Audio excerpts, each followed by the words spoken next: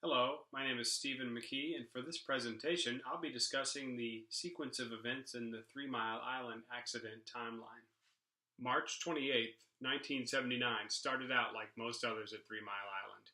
Unit 2 was up and operating at 97% power.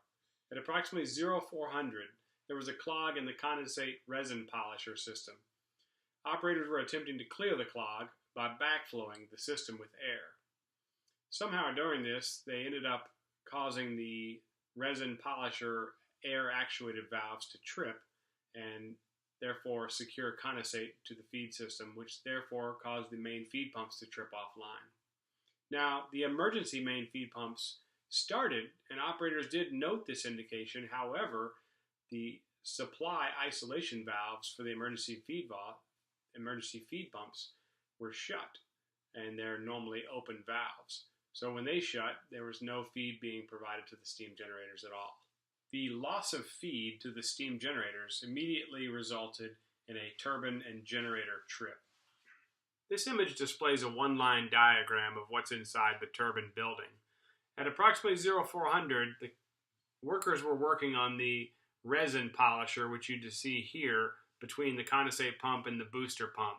And it's believed that air that they were using to backflow actually got into the actuation air portion of the valves that there's air-operated valves inside of here. So when that happened, it caused all these valves to shut, therefore tripping off the main feed pumps. And as we said, the emergency feed pumps did start, and they were noted by the operators having started. However, the blocking valves shown here, or the emergency feed supply isolation valves, were left shut from a previous procedure a couple days before. Now, operators could not see the indication for shut on the control panel in the control room because the indicating lamps were obscured by yellow maintenance tags. With the plant's turbine tripped, the major heat load from the primary was removed, and therefore reactor coolant system temperature started to rise. This temperature increase caused an insurge into the pressurizer due to coolant expansion. The operators noted pressurizer level rising, and that pressurizer level going up resulted in compression of the steam bubble, therefore causing primary pressure to rise as well. As primary pressure rose well above 100 psi above its normal value, a pilot-operated relief valve atop the pressurizer lifted and started discharging steam and water into a drain tank in the floor of the containment building. This was approximately 110,000 pounds mass of steam and water per hour, which you could relate to 220 gallons per minute. Around the same time, an automatic reactor scram occurred. Once the reactor was shut down, the mains heat source was removed, pressure in the primary began to lower, and at 2205 pounds, the indicating lamp for the PORV indicated that the valve had actually shut. However, in fact, it was actually stuck open. The indication was only an indication. It wasn't an actual valve position indication. It was only indicating the control signal. Coolant would continue to discharge out of the pilot-operated relief valve for over the next 2 hours and 22 minutes without the operators even knowing it. Pressure continued to lower, dropping to 1,640 psi within 2 minutes. The plant's high-pressure injection system started automatically due to the low-pressure condition, charging in makeup water to the primary at nearly 1,000 gallons per minute. This is a one-line diagram of the primary system in the containment building at 3 Mile Island.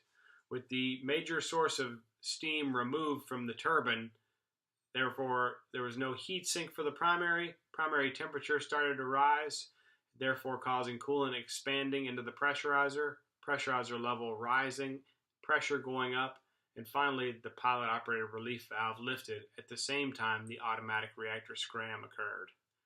This put primary water and steam into the drain tank at the floor of the containment building. Once the reactor scram occurred, the major heat source was removed, therefore causing pressure to drop.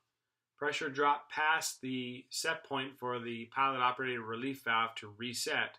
However, it did not shut, therefore causing pressure to continue lowering. And when the high-pressure injection system initiated at 1,640 pounds, it was through this supply line that it was pumping approximately 1,000 gallons per minute into the core. Although pressure was steadily lowering due to the effects of the stuck-open pilot-operated relief valve, the high-pressure injection system caused water level in the pressurizer to rise. So pressure's lowering, pressurizer level rising. Operators were primarily focused on preventing the pressurizer from going solid or filling it completely, and that's the way they had been trained to do it. So within 2 minutes of the high-pressure injection system initiation, they throttled back flow and secured one of the pumps. In addition, they were using the plant's letdown system to discharge water and also to control pressurizer water level. The combined effect of throttling the high-pressure injection system and using the letdown system rendered the high-pressure injection system to about 25% of its actual capability. This graphic shows the auxiliary building as well as the containment building and features the one-line diagram of the high-pressure injection system and the letdown system. So not only was the pilot-operated relief valve continually discharging water and steam to this drain tank, the high-pressure injection system feeding the primary at a reduced flow rate, but they were also using the letdown system in order to essentially discharge water from the primary system. I developed this timeline to give the viewer a pretty good perspective of how quick this all happened. If you see here, the initial feed pump trip happened at 0400 in the morning, followed by a turbine trip, primary temperature and pressure rising, the lifting of the pilot-operated relief valve, the automatic scram, all within 8 seconds. 2 minutes later, pressure was less than 1640 pounds. High pressure injection had initiated. Around 4 minutes into the casualties, the operators reduced high pressure injection flow. And then roughly 5 minutes in, we're seeing saturation conditions developing in the reactor coolant system. At 0420, operators noted the containment building drain tank rupture disc had ruptured. There's approximately 192 pounds in the tank, but did not realize this was an indication of a coolant casualty. Now this is significant because it's putting now primary coolant and contamination inside the containment building. Subsequently, at 4:38 in the morning, an aux operator noted that the containment building's floor pumps were operating, pumping this water into the auxiliary building. Both the supervisor and operator agreed to secure the floor drain pumps without questioning why they were even running. So they missed a key loss of coolant accident indication and secured it without really questioning. At 0514, severe vibrations were noted from the reactor coolant pumps. So operators at 514 secured the Loop Bravo pumps, and then at 541, they set the stage for the core to become uncovered by securing the Loop Alpha reactor coolant pumps. With pressure as low as 625 pounds and reactor coolant pumps secured, saturation conditions quickly developed inside the reactor core.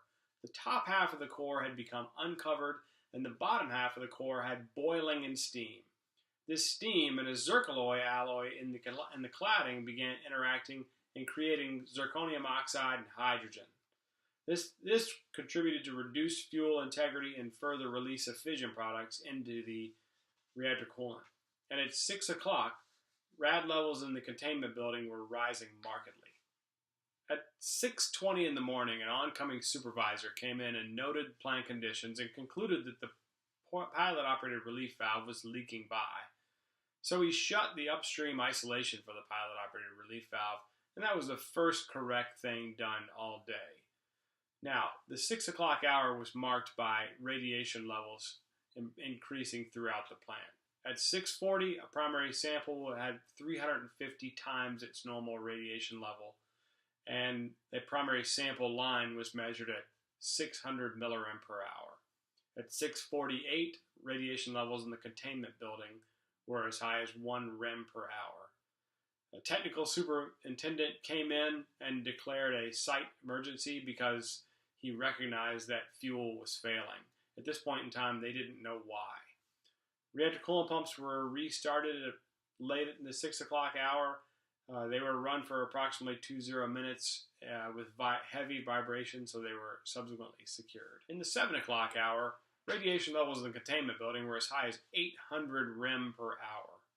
Operators had restored high-pressure injection, but later secured it, only let it run for approximately 1-8 minutes.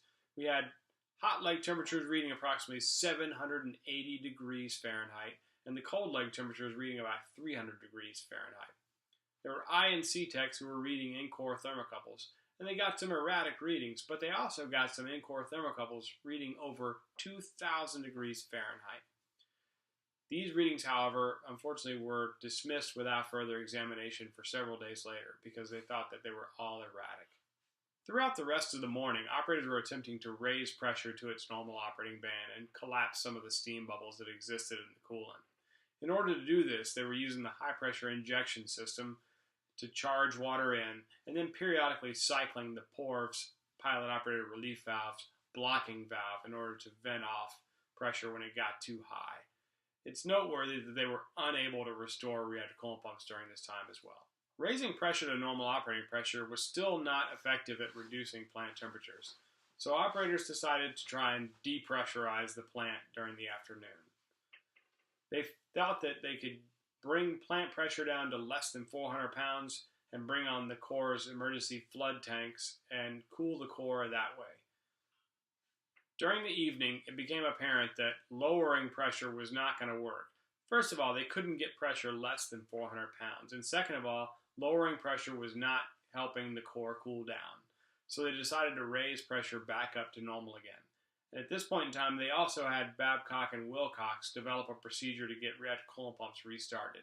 So they successfully started a reactor coolant pump at approximately 1950 that night. With flow reestablished to the core, the major sequence that had caused core damage was finally over.